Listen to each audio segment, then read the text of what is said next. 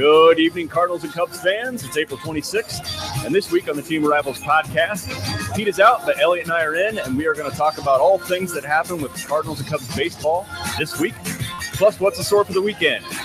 Other little side notes, including Stanton and Ohtani and the media's obsession. It's all great, and we're going to talk about that right now.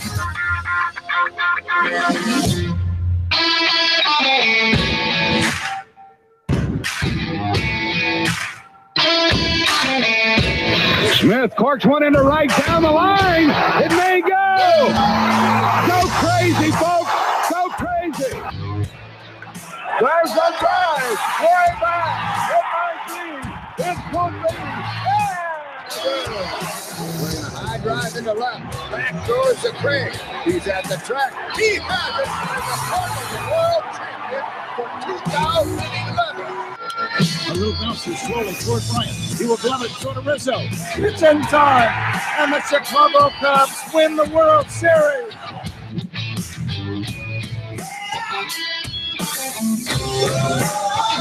This is the Team of Rivals podcast. No insiders, no anonymous sources, just passionate analysis from the bleacher seats. Here are your hosts, Ron Nuttall and Peter Geddes. All right, everyone. Welcome back to this week's show. It is April 26th, and we just came off the heels of a big series with the Cardinals and the Mets, and the Cubs started up a brand new one today. But before we get into all that, we're going to be missing a voice tonight, but we won't be missing that voice entirely. He's left us a little gift, but Pete will not be joining us tonight, so it's just me and Elliott taking the reins, and we are going to ride this thing into the weekend. I'm excited for it because we're going to Pittsburgh.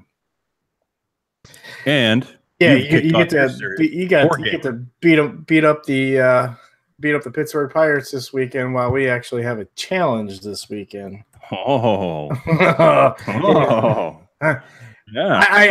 I know you just got done playing the Mets, and you guys actually had a really great series. It seems that the Cardinals are really clicking right now, so it's really nice to see them playing that the way that they are. And I'm actually so I went to the store. Yeah, you have to explain yourself now.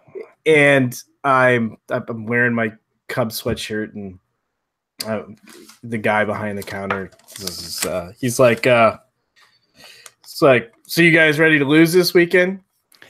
You know, and yeah. if we have any new listeners, I do live in Milwaukee, yeah. And I am a Cubs fan, and so I get quite a lot of shit from the people around here. It's friendly banter. You know, the people from Wisconsin might as well be from Canada.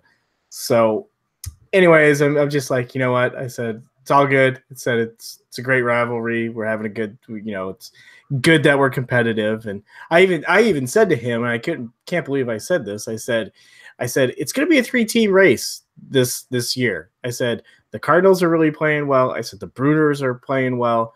I said, and the Cubs are going to be playing well. They're looking more like the Cubs as of late. So I said, have a nice day. I'll be back, you know, sort of thing. So you took the high road.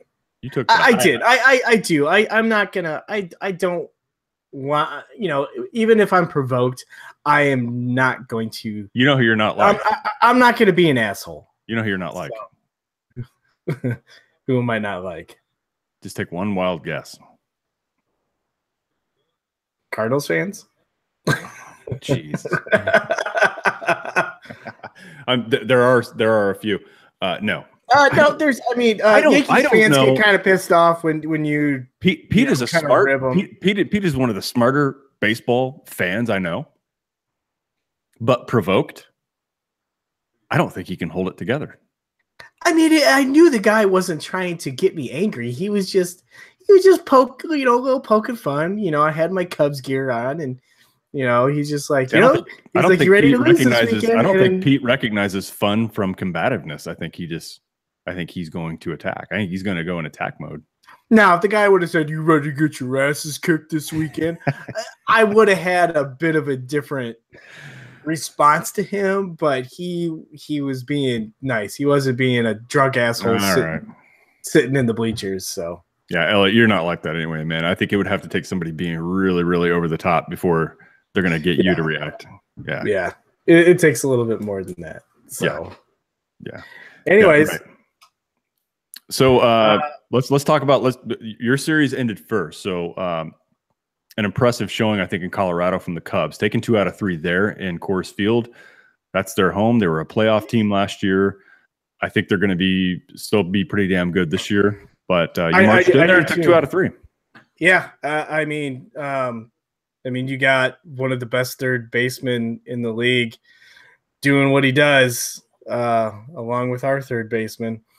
Man, no, it just let's check in. Let's not forget to check in on that situation. That guy comes up, it's just he's gonna do something good. He is just an outstanding player, and I hate it too. And I loved that every time something happened this weekend with Nolan Arenado, that Brett from Bleacher Nation had a tweet that came out and just totally butchers the spelling of his name.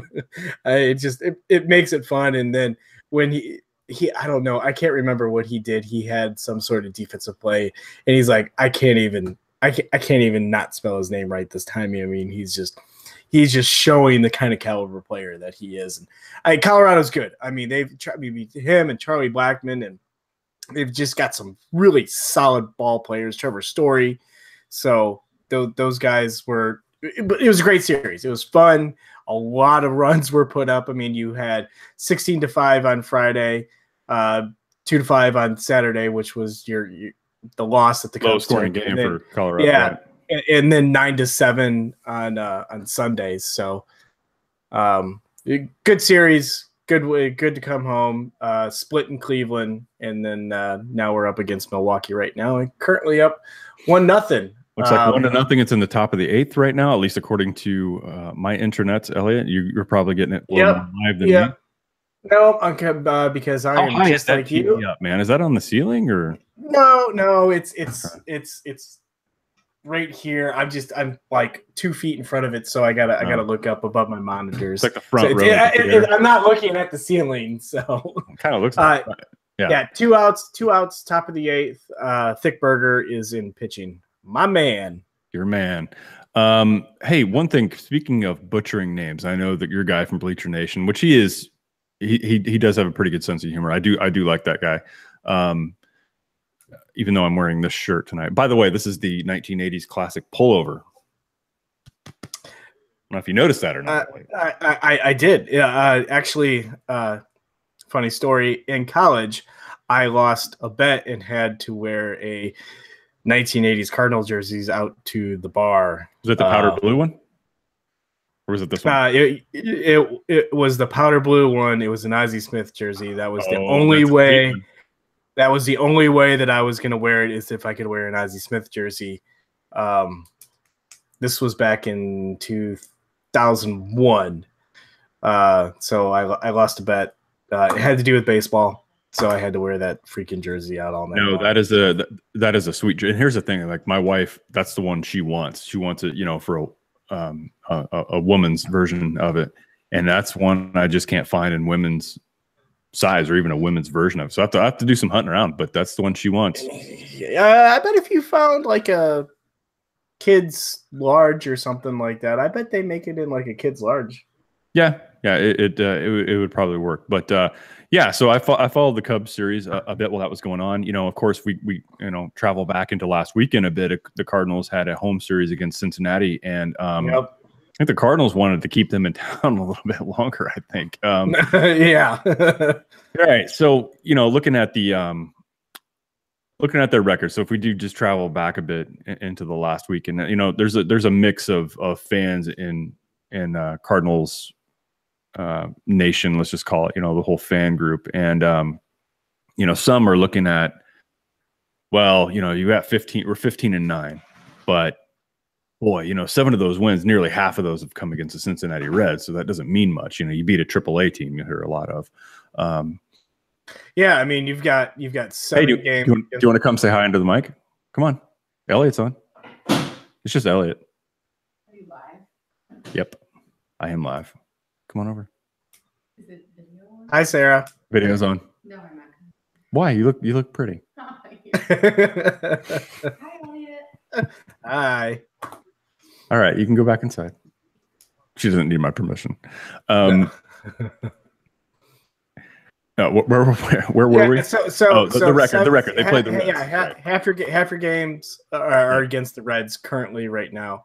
But you know what? It looks like, I mean, you had a winning series against the Brewers, then you had a losing series against the Brewers. Well, you're 3-3 against Milwaukee, who just has ripped off 8 wins in a row. Yeah, and I don't care. I don't care who you're playing. That's great. Yeah. And before that, and you got to remember, the Cardinals have played the Mets now. They're 3-3 against the Mets, and the Mets have the second. Up until yesterday, they were tied for the best record in the National League. Now they have the second best, but they're 3-3 against the Mets. They are 1-3 against, or 1-2, sorry, against the Diamondbacks. So they've played. While they've played Cincinnati, yes, they've also played Chicago, Milwaukee, Arizona, and New York. So if you're a Cardinal fan and your glass is half empty right now, you're saying, well, half the wins are against the Reds. It doesn't mean anything. Well, look at it this way. You face the top 2 teams in the National League record-wise at this point. At this point, right. You're done with the Mets for the year, practically, right? I mean, you're done. You're 3-3. You got another series against Arizona. But you played Milwaukee now 6 times. And you played the Cubs 2 games, right? We got robbed a little bit because of the weather. But yeah, I think you look at that, and if your glass is half empty, you're thinking, well, half the wins are against the Reds. That doesn't mean much. But my glass is half full and saying, you know what? You've got some tough teams already, not all the way out of the way, but you got one of them out of the way. And your opponents like you, Chicago, you got to face them 6 times now. We don't. We're done. And we finished 500. So if you're a sore ass Cardinal fan over what's happened right now, just look at it that way. Think about it. Your competition in the National League Central still has to face the New York Mets, each of them 6 times. Right. I mean, you can kind of say, yes, the Brewers have ripped off 8 wins, but it's also against the Reds and the Marlins and Kansas City Royals, who are all sub 500 teams. Well, when you put it that way, yes. Still, they did what they have to do, and that's what you have to do. And that's exactly. And I think I saw something earlier this week that said, if the Cardinals beat the teams that they're supposed to beat, so the teams that are sub 500, if they can take every single series for the rest of the year and go 500 against the teams that are above 500, they'll be like a 95 win team, and that gets you into the playoffs when you're in the MLB. Yeah, and that's what they didn't do last year. You look at their record against the Central, about teams they should have taken 2 out of 3 each series from. Well, and I think that one of the Cardinals' biggest problems last year was winning at home. They needed to win at home, and they didn't win at home, and which was crazy because their road record was great, but their home record wasn't. When you win at home, you take care of business. If you can play 500 on the road, usually that gets you in the playoffs. Right. Well, you look at their home record right now, and it's not fantastic. I mean, it's 7-5, which it's plus 500, so we'll take that. But to your point, Elliott, they're 8-4 on the road right now. So, once again, maybe it's the competition they face. You take Cincinnati out of that equation, they're 4-4 on the road. But I like what I've seen so far from I've liked most of what I've seen, but they are still not clicking on all cylinders. What was great about today was that they came back.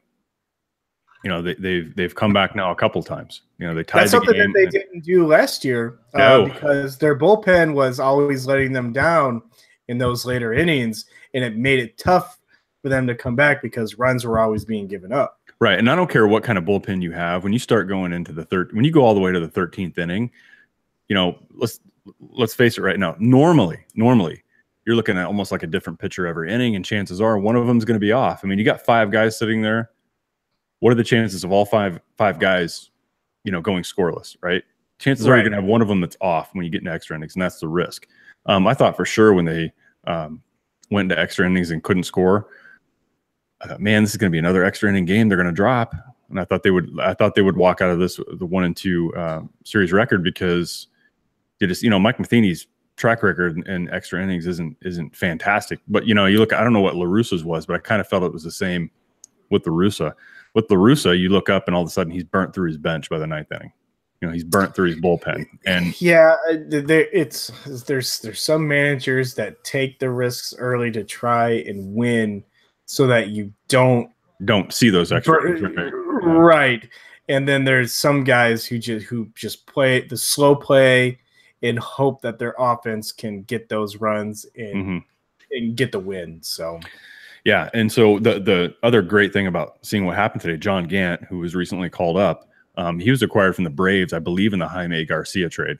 And so, he's been a guy that's been on the cusp. He could be on a lot of major league rosters, probably San Diego's if you'd ever left him off the 40-man. But that was another jab at you, Padres organization. I had to get that in. I'm going to get that in once every episode, Elliott. But what was nice about seeing a young guy like that coming up, and I think he went 2 or 3 innings in extra innings today, and no runs allowed. So a really good showing from him. Throwing hard. I was not able to watch the game today. I was able to listen to it. I actually listened to the last 2 innings on my commute home because it went into extra innings. Otherwise, it's another day game that I completely miss. But the positive is we had him really button it up at the end, and then we had Dexter Fowler. He knocked in the winning run, and he has not hit that well through the first 24 games. Him and Matt Carpenter have been the drags on the offense, and a little bit of Marcell Ozuna. He really hasn't taken off yet either. But you get those 3 going, and I tell you what, man, you get those 3 going, and Pham keeps going like he is, and Jose Martinez, and Yachty, who's playing like he's 10 years younger than he is. Yeah, you guys got to be excited about that, especially with Yachty playing like he's gonna lose his job. I mean, that's kind of how I feel. He's been playing because there was a lot of talk of Carson Kelly probably catching more, and Yachty's service time kind of coming down a little bit, and he's pretty much saying, "Fuck you guys, I am the full-time catcher. I am not going out. I will tell you when I'm done." Not you. Right. The other thing, Elliott, and this is just my pure speculation. I've picked this up off nothing he said post Wilson Contreras comments and the offseason convention. I'm just wondering if some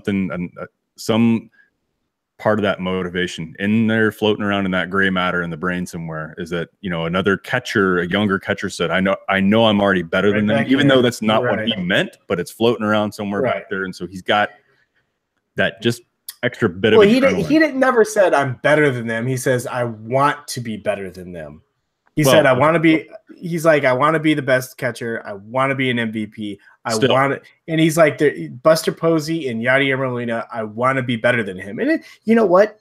You can't blame the guy for saying, I want to be better than those 2 catchers, because they are the gold freaking standard in Major League Baseball in the last 10 years as catchers. So No. You're right. But I'm just wondering in his head though, hearing something like that, going, "Whoa!"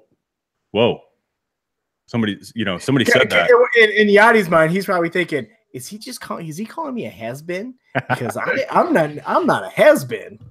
So. Well, you know what? Whatever his motivation is, and I don't care, because I like Wilson Contreras and most Cardinal fans. If nobody else is watching him, they'll be like, "Yeah, he's pretty good." I wouldn't mind having him, in the wings waiting to take over. But I love seeing Yachty kind of get a resurgence here. I like seeing that. Most people who question a 35-year-old catcher, and which is normal. Looking 35-year-old catchers usually catch about twice a week, and Yachty is still catching 5 days a week. And he's still a guy that everybody wants to keep in that lineup, and you feel confident when he's up, he's going to make the right contact. Now he might hit into a double play because he's not a speedster, but he will make contact in those situations. So he's going great. I guess where we're talking about is, the guys that aren't right now are Fowler, Carpenter. I wouldn't call Carpenter a mess. I'd just say there's that struggle again. He couldn't hit third. Yeah. And you know what? We kind of have the same situation going on right now with Rizzo's kind of been the one who hasn't really clicked. He's starting to a bit. But he just, I feel like after, since his back has been injured, he really hasn't clicked to the way that Rizzo does. Zobrist has been out with the injury, and then Bryant, who got hit with that 96-mile-per-hour fastball in the head, and has been out the last 4 games. He's not in the lineup tonight? No. Joe said they're keeping him out just for precaution, but he could be available off the bench.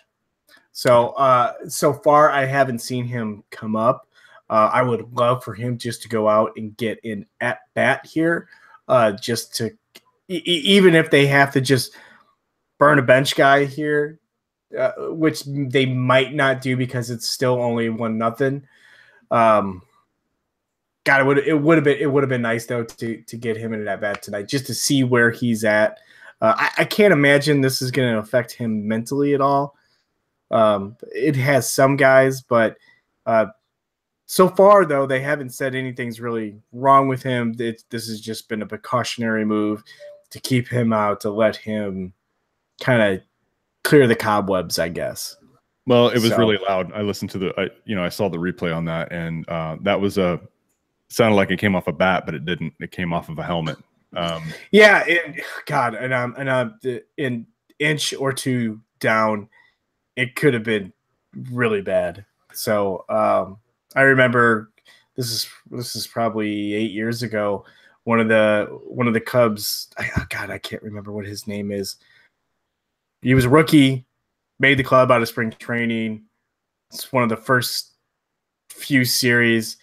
Got hit in the head, and it totally changed him as a player. He was never right. Ended up going over to the Japanese league for a few years, and then he finally made it back towards the end of his career for like a year or two before he retired. I don't remember. Yeah, I don't remember the player. Yeah. I almost remember the incident, but I don't remember the player name. I can't remember it either. I remember he was a redhead. That's the only thing I remember about him. So it wasn't Matt Merton. Yes. Matt Merton? I think it was Matt Merton. It was that same time period. It was either Matt Merton or somebody else. Okay. Well, we don't have our fact checker here. Anyways, yeah, I know. Speaking of our fact checker, so he thinks this is hilarious, right? I don't want to get off the baseball talk, but we do have to pause real quick because although Pete's not with us, he's with us in spirit because he's left us a surprise. Pete thinks this is funny, so I'll let the audience determine if this is actually funny or not. Yes, sometimes we only talk to each other once a week on this show, but texts are exchanged almost every day, at least one or two, right? And sometimes, yes. I get I get emotional. I get pissed off when something irritates me, and so Pete. Do we need an introduction? We do. This is a segment Pete's dubbing Ron's rants, and it's my texts, and he thinks reading them in a certain accent with music is hilarious. But good evening, everybody. Welcome to another episode of Ron's rants. Yeah, he's not here to do that. You're probably right. That's how he would introduce it. So let's listen to this, and I guess everybody else can tell us if this is funny or not.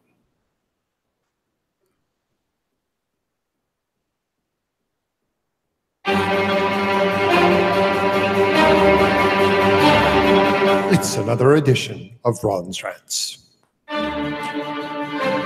You know what I'm sick of reading and hearing? Stanton. Tiring. Oh, wow. Sports media, what an amazing discovery. A player switches from a small market to a big market and into a different league, and they've struggled. New York to boot. Giambi. This is a recording.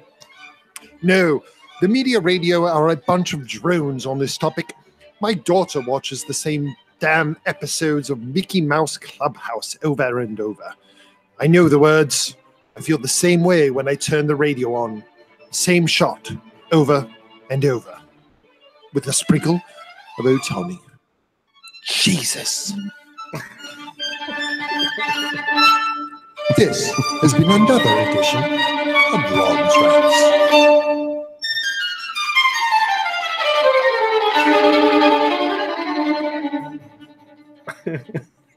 All right. As you know what, as soon as you texted he put quite a production effort into that. He did. It was very good.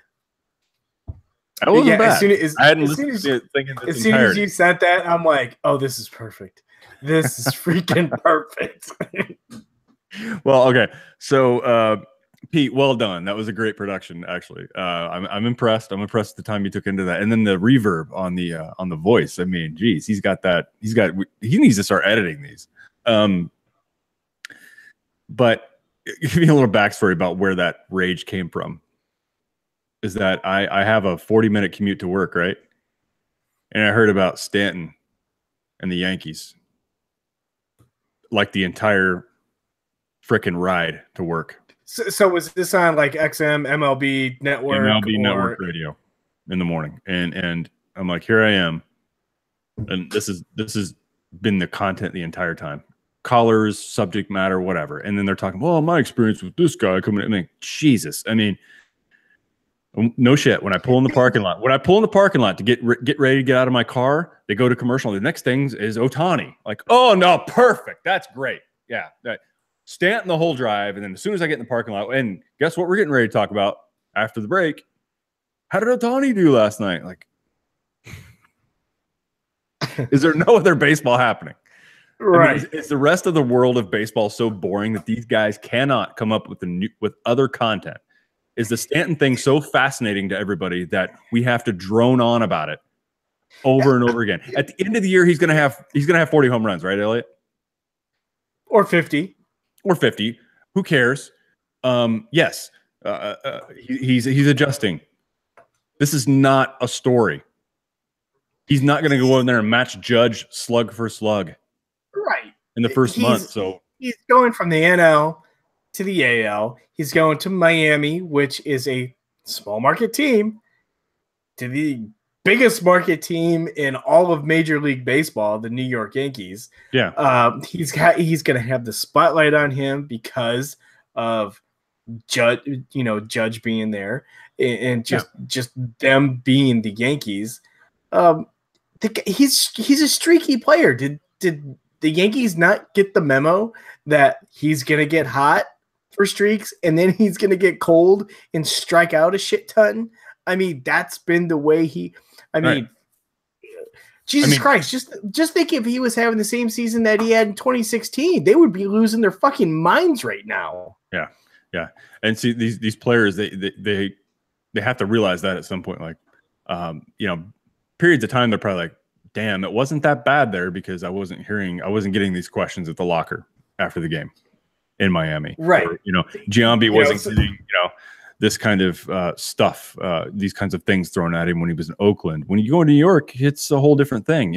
Ask Randy Johnson, his very first time, one of his first trips after he was traded to New York, shoved a camera out of his face. Like, where did you think you were going? Right.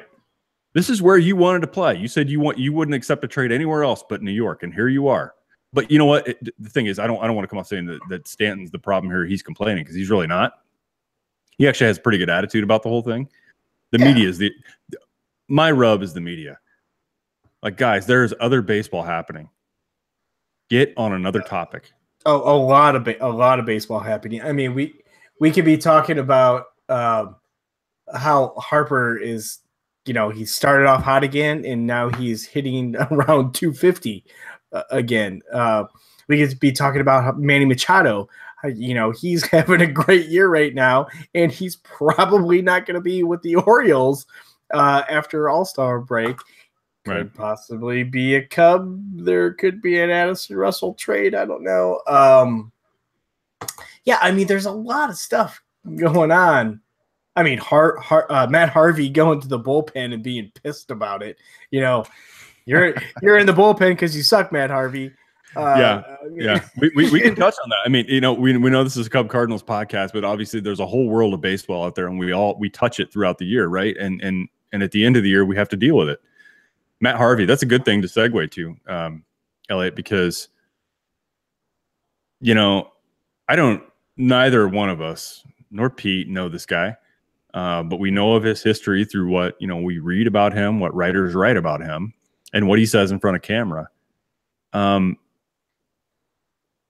I think he lacks a humility in the situation, and I realize he's a competitor.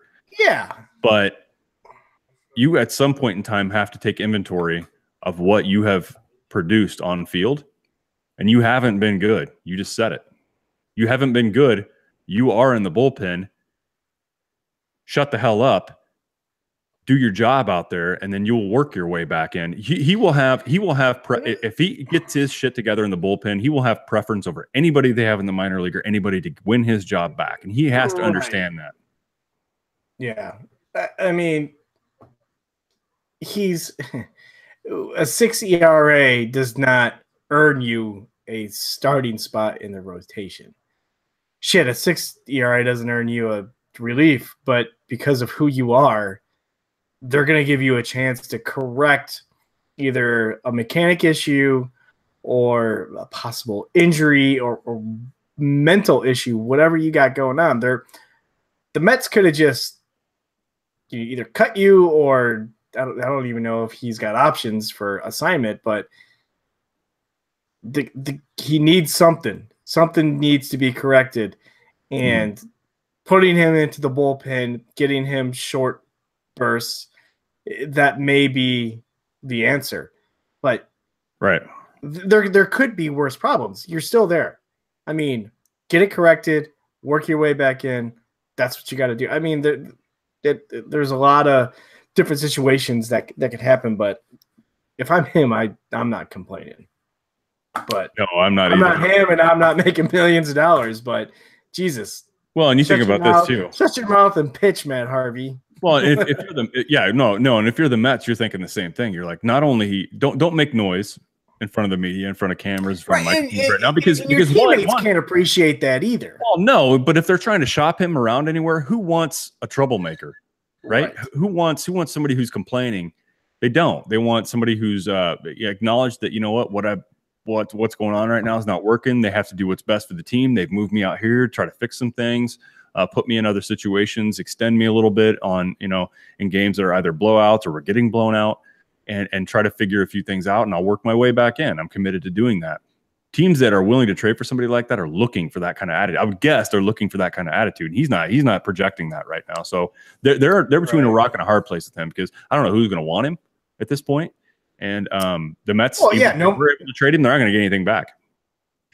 Yeah, and nobody's going to want him as a starter. They would bring him in as a bullpen piece, but if he's unwilling to be a bullpen piece, then no one's going to want him. And I mean, if you're the Mets, do you cut him? I mean, is that your only option? If he's unwilling to go to the bullpen, they won't do it right now.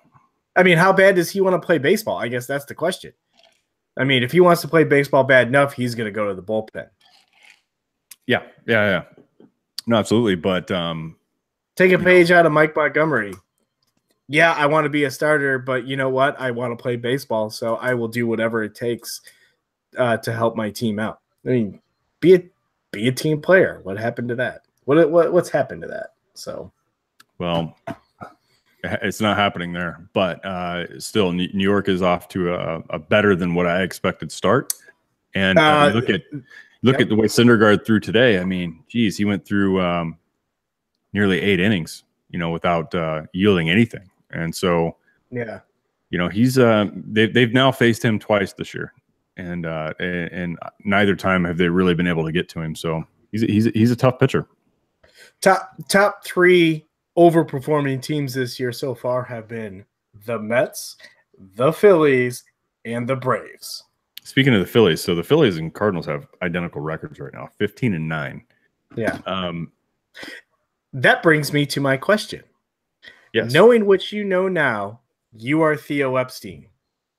Do you still trade for Darvish, or do you re-sign Arrieta? Here's my thought on that. Honestly, I've always been, even if St. Louis was in the mix for Darvish, even if he was considering that, if they had the money to do it, I was never that excited about Darvish. Now, here's a couple of reasons why. One, recent injury history for me with him. And for as highly touted as he was coming over from Japan, he's always seemed to be a stable pitcher in Texas, but never one of those you fear, or that you hear about the rest of the league talking about or fearing constantly. Like, the most I've heard of Darvish is when he's been a free agent. Other than that, every other year he's been two times we've heard a lot about Darvish, his name brought up when he was coming over here, and then when he was a free agent. You hardly ever heard about him his years in Texas. You heard about his injuries. You heard about him going through Tommy John, but other than that, like, I didn't hear a whole lot. I didn't hear his name come up. So I'm hearing, ace, all-star, this kind of thing. But to me, Jake was a Cy Young. Jake was like at a stint of at least Jake Arrieta's career. He's dominant for like what, a year? If you combine like this back half of 2015, right? A year and a half. Right, a year and a half. Yeah. And the way he takes care of himself. I'm not saying Darvish doesn't take care of himself, but I mean, for me personally, if the price was the same, I mean, Arrieta would be in my rotation, not Darvish. Darvish had questions for me. I mean, go back and listen. I wasn't that high on him to begin with, and so, this isn't looking at recent results and going, oh, look, I said this before. No, I really felt that way before. That guy's never excited me. I mean, I don't think he can bring it consistently and for a stable and sustainable period of time. So, no, I would prefer flat bill pissy pants over Darvish. Okay. Yeah, I mean, it's really tough for me because I love Jake Arrieta. I mean, what he did for the Cubs. And by the way, he just looks awkward. He looks awkward in a Philly uniform, right? It just looks wrong. Something doesn't look right.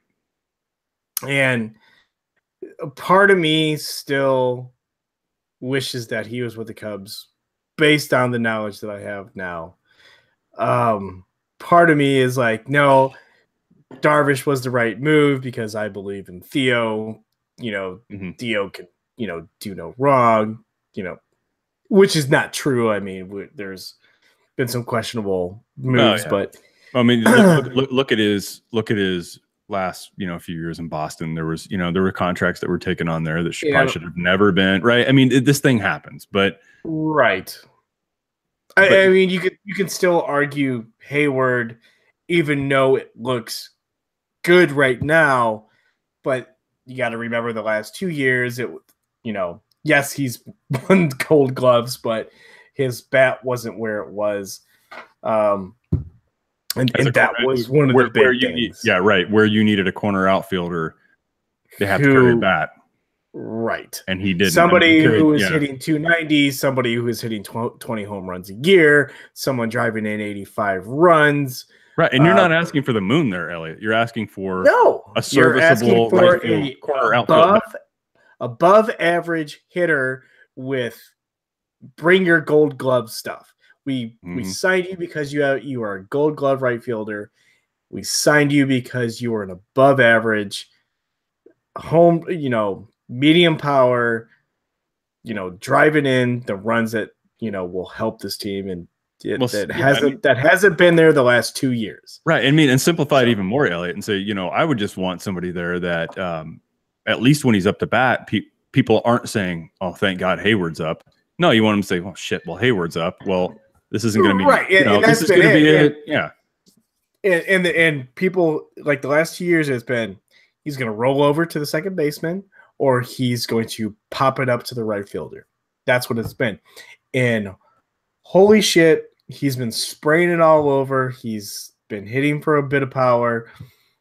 I mean, I'm a little excited, but I'm keeping it kind of because we're at, what are we at? April 26th right now. Right.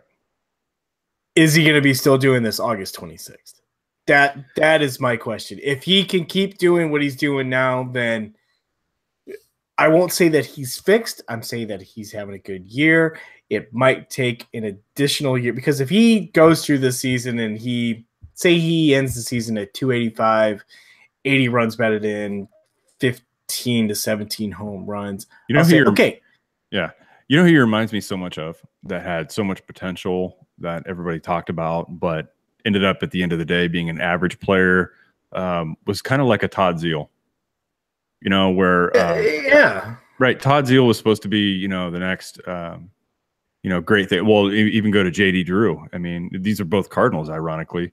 But But they were serviceable players. They were serviceable players, and nobody would second well. guess if they were on your playoff roster as a role player, not a centerpiece. As a role player, you don't have a problem with it. But exactly, Hayward kind of reminds me of that, like this guy that, like, you look at him, you look the way he's built, you look at his athleticism, you're like, Jesus. I mean, just imagine if that person could just figure it out, how great they would be, and they just, they never do. But it's, even as a fan, you're like anxious to see. You see bursts of it now and then, but you never see it. And you almost feel like, God, he had it figured out. What happened? I mean, was it the moves because the move from the Braves to the Cardinals, great. He had no problems. It was the move from the Cardinals to the Cubs, and it was just like, what happened? Was the fact that he got signed to the big contract, was that a mental thing? Did it just take him that long to possibly figure it out? Because what they're saying now, I mean, you take a look at his swing, and it's the same. It really hasn't changed mechanically that much in the last couple of years.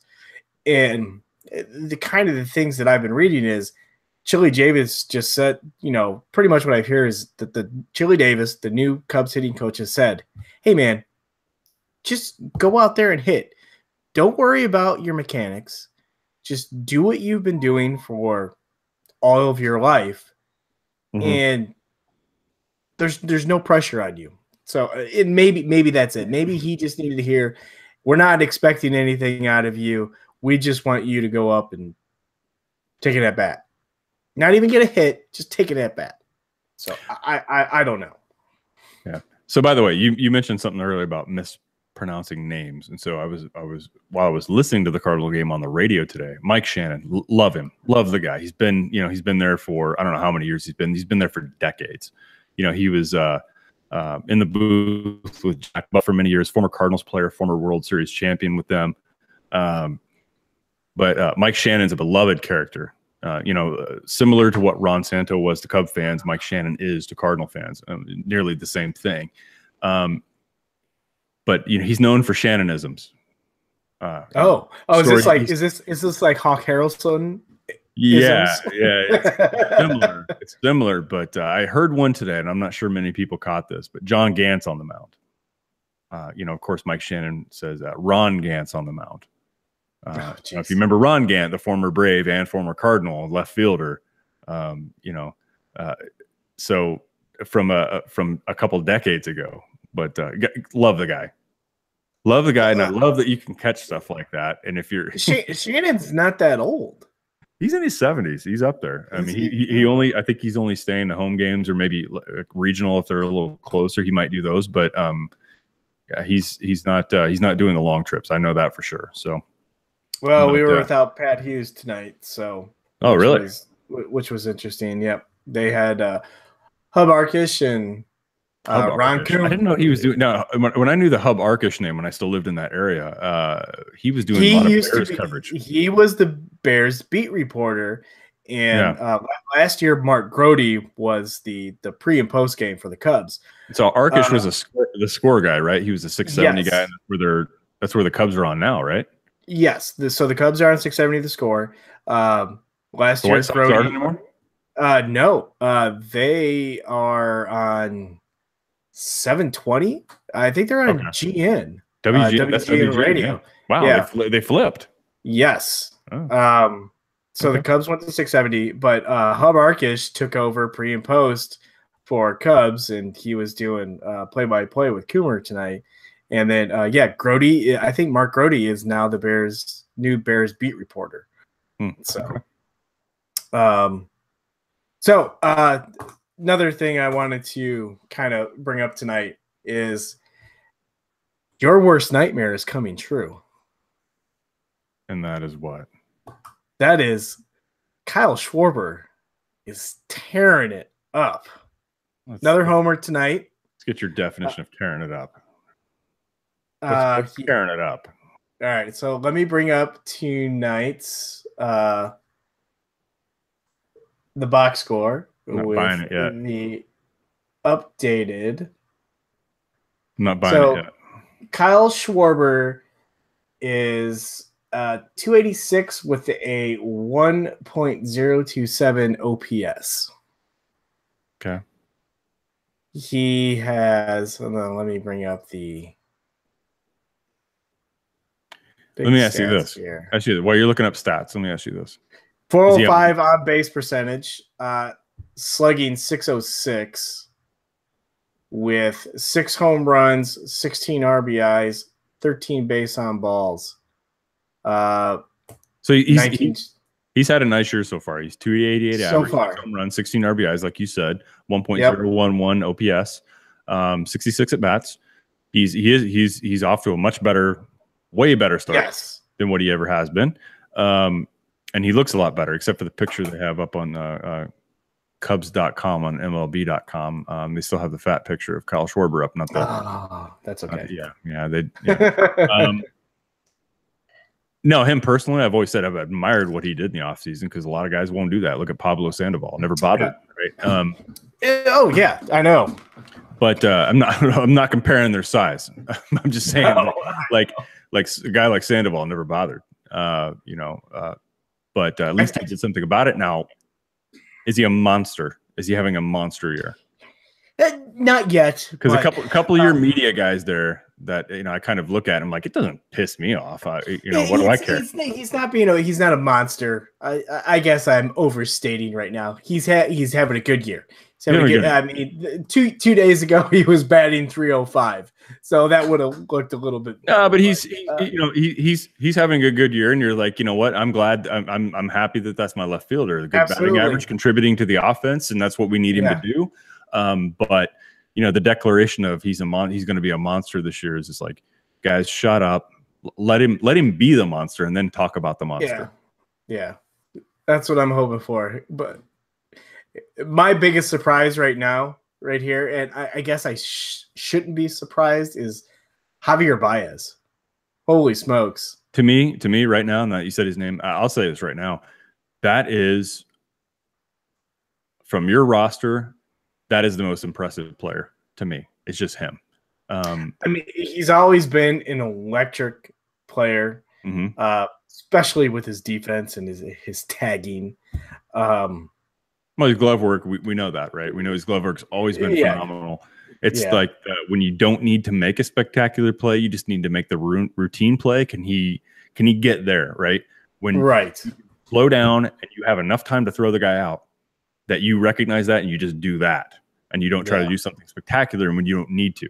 Look, I go back to looking at Puig, kind of the same thing. Two different guys. I'm not comparing them. I'm just comparing times where Puig didn't need to throw the guy out at home. He needed to throw to second base, and he decided to airmail one over the backstop, right? And so I saw Baez. He's the guy that could. This doesn't need to be something spectacular. This needs to be routine, and I do the routine. And the plus side is he gets to things that other guys can't get to, and he's able to throw them out at the same time, and that's the plus, right? Just nail the routine stuff down.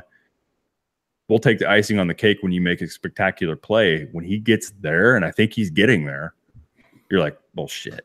This is probably could be one of the best second basemen that we've seen in our era. Oh, absolutely. And the fact that he's laying off that outside slider, it really makes me excited for this year, because he used to remind me of Alfonso Soriano, where it's like, all you got to throw is that outside breaking pitch, and he's gonna reach out and he's gonna try and swing at it, and it doesn't matter if it's 2 inches or 2 feet off the plate, he's still gonna swing at it. Yeah, well, so it's Randall Grichuk for the Cardinals last year, and that's why he's one of the reasons he's no longer with them is they couldn't. That's strange, right, Elliott? I mean, that you do this for a living, but that's something you just can't stop yourself from doing. It's like I don't know whether or not it's recognizing the spin out of the hand or what. I mean, I'm not sure. If it's just overthinking, right? Right. Or maybe he's just got bad luck, and the pitch that he's always going to be like, this is the pitch that I'm going to swing at, and it always happens to be the breaking ball off the outside edge. Joe Boo's curveball, right? I mean, right. Fuck you, Joe Boo. I'll do it myself. Bats are afraid of curveball. Right. Yeah, So, no. but it just seems that since Joe has kind of done this Almora Baez at the top of the order, that it seems to be working for them. And I think a lot of people are really excited about what they see. And unfortunately, it's kind of like Ian Happ, and I feel terrible about it because Happ has looked really good these last few times that he's been out there, especially when we were out in Cleveland, and I mean he looked good. I think he's batting like 280 or something like that since he's kind of gotten some things under control with his batting average. But yeah, and I noticed that Paul DeYoung has cut down on his strikeouts. I saw week. That they were talking about that. I watched the Cardinals game the other night when they ended up losing at the end of the game in the 10th inning, extra innings. So yeah, they were talking about how he's settled in a little bit. He's seeing the ball a little bit better, and he's taking pitches that he would normally swing at. Yeah, great sign. So it's a final now. The Cubs beat Milwaukee 1-0. What a burn! Fly the W. Schwarber with the winning homer, and have they adjusted the standings yet? You know what? I don't know. I'll pull it up because that's how we'll close. Standings as of now. Cubs still in fourth place. And we're done. Lead us out. 12 Cubs in fourth at 12-10 at 2 games out of first place. So Pittsburgh at 14-11, 1.5 games back. St. Louis and Milwaukee tied for first at 15-9 for St. Louis, 16-10 for Milwaukee. St. Louis technically in first place by 0.01 percentage points. All right, Elliott, lead us out. That's all I wanted to hear. St. Louis in first, Chicago in fourth. That's how we end our show on April 26th. And we'll be joining you back again next week. Elliott, if you can remember the lines, can you lead us out, please? You can follow us out at our website, teamarivalpodcast.com. You can go right on there. We always have our most up-to-date show. You can listen to us on Radio Public. Oh, sorry about that. Whoa. Seamless. Keep going. You can also find us on Stitcher, iTunes, SoundCloud, TuneIn Radio. You can find us at Team Rivals Podcast, Facebook's, YouTube. Pull it together. Get it back. Sorry. Get it back. Twitter at Team of Rivals Pod. You can find me in my musings at TOR_Elliott on Twitter. Holy smokes. I got the worst case of dry mouth. It's like I just smoked a bowl. I can't put that as a title too. And also, don't forget to visit our store on Zazzle. Just search Team of Rivals Podcast. You will find a bunch of merch from us. It'll help support us. And also when you go to our website, if you do listen on Radio Public, it is free and you throw a couple pennies our way. So we do appreciate that. It allows us to keep this going and expand our reach to all the Cardinals and Cubs fans out there. So, Ron, take us home. That is radio magic that we just experienced right there. I apologize. I've got tears kind of running down my face right now. You are. You're breaking up in front of us. You're deteriorating. Yes. All right. Thank you so much, everyone. Elliott, thank you for taking that. I know that's tough, man. When we throw that at you at the end of the show, please remember that whole spiel because I can't remember it. But Pete knows it by heart, so he's in an advantage. Pete, hope you're having a great night.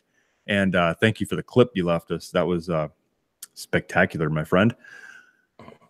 Everybody, hope you all have a great weekend. And if something big happens this weekend, we will jump back on here and we will let you know all about that. So for Team Rivals Podcast, for me, Pete, and Elliott, everybody have a great week. We'll talk to you very soon. Love y'all. Bye.